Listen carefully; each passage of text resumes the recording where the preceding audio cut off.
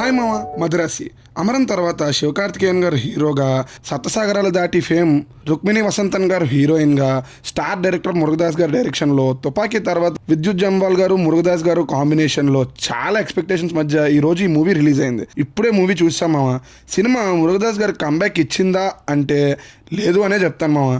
Cinema first shot నుంచి last scene వరకు ఒక్కటే డౌట్, ఇది మురుగదాస్ గారి మూవీయేనా అని, లేదా ఆయన అసిస్టెంట్ ఎవరైనా తీసారా అని డౌట్ పదే వచ్చింది మామ. నాకు నచ్చలేదు మూవీ. సినిమా ప్లస్లు మైనస్ల గురించి తెలుసుకునే ముందు స్టోరీలోకి వెళ్తే, విరాట్ చిరాగ్ అనే ఇద్దరు ఫ్రెండ్స్ 5 కంటైనర్స్లో ఉన్న గన్స్ లోడ్ని చెన్నై సిటీలోకి తీసుకొచ్చి, చెన్నై సిటీలో ప్రతి ఒక్కరికి గన్ అందాలి, గన్ సిటీగా చెన్నైని మార్చాలి అని చూస్తారు. దాన్ని ఎన్ఐఏ ఆఫీసర్ బిజు మీనన్ గారు ఆపడానికి ట్రై చేస్తారు. అదే టైంలో రఘు మెంటల్లీ చిన్న ప్రాబ్లంతో ఉంటాడు. అతనిని మాలతి లవ్ చేస్తుంది. కానీ ఒకరోజు మాలతి రఘుని వదిలి వెళ్ళిపోవడంతో రఘు అనుకోని సిచ్యువేషన్స్లో ఎన్ఐఏ ఆపరేషన్లో ఇంక్లూడ్ అవుతాడు. తర్వాత ఏం జరిగింది అనేది రిమైనింగ్ స్టోరీ. పాయింట్గా బాగానే ఉన్న సినిమాగా చాలా దారుణంగా ఉంది మామ.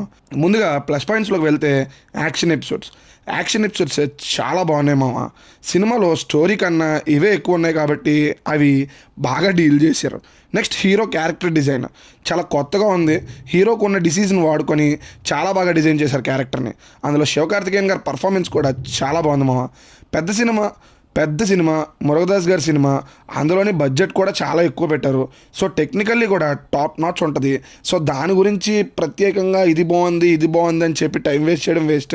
హీరోయిన్కి చాలా ఇంపార్టెంట్ క్యారెక్టర్ పడింది. రుక్మిణి వసంతన్ గారు చూడటానికి చాలా బాగున్నారు, యాక్టింగ్ కూడా చాలా బాగా చేశారు. ఇంతే మామ. ఇవి తప్ప మిగతా అన్ని మైనస్లు అని చెప్తాను. ఇక ఒక్కొక్కటిగా చెప్పుకుంటూ పోతే, పాయింట్గా బాగున్న సినిమాగా అస్సలు బాగాలేదు మామ. సినిమా ట్రీట్మెంటే అసలు ఎంగేజింగ్గా లేదు. ఓపెనింగ్ వావ్ అనేలా ఉంటుంది. ఇంట్రో సాంగ్తో హైప్ ఎక్కించేసుకుంటాం. అక్కడి నుంచి స్టోరీ డీవియేట్ అయిపోయి hero love story, hero back story అంటూ చాలా టైం దానికే సెట్ చేసి దాన్ని కూడా చాలా బోరింగ్గా తీశారు మామ.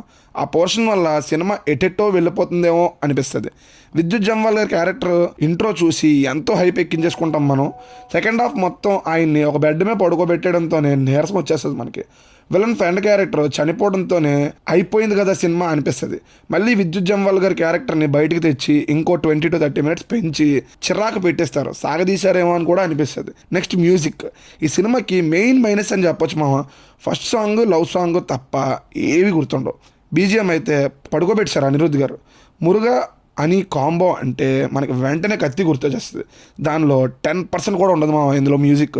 నెక్స్ట్ మురుగదాస్ గారు ఒక్క ఫ్రేమ్లో కూడా ఇది ఆయన సినిమా అనిపించలేదు మామ. బేసిక్గా నేను ఆయన వర్క్స్కి దీనా నుంచి నేను ఫాలో అవుతున్నాను.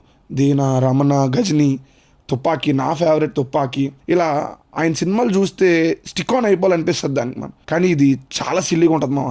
బేసిక్గా లాజిక్స్ మీద చాలా గేర్ తీసుకుంటారు మురుగదాస్ గారు. అలాంటిది ఆయన ఈ మూవీలో ఎన్ఐఏని చూపించిన తీరు చూస్తే రెస్పెక్ట్ పడిపోతుంది మామ. పెద్ద పొలిటీషియన్స్ ఇన్వాల్వ్ అయ్యారంటారు, కానీ దాని గురించి సరిగ్గా ఎలివేట్ చేయరు. మనసులో ఒక్కటే అనిపించింది, సార్ తొందరగా మంచి కంబ్యాక్ ఇవ్వండి సార్ అని. మీ రేంజ్ మూవీ ఒక్కటి తీయండి సార్ చాలు అని అనాలనిపించింది. As a fan I'm waiting for your comeback sir. Finally movie చూడొచ్చా అంటే, శివకార్తికేయన్ గారు అంటే ఇష్టం ఉంటే ఒకసారి థియేటర్కి వెళ్ళండి.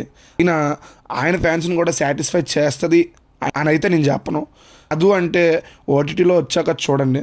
నెక్స్ట్ ఘాటీ రివ్యూతో మళ్ళీ కలుద్దాం. బాయ్ మామ.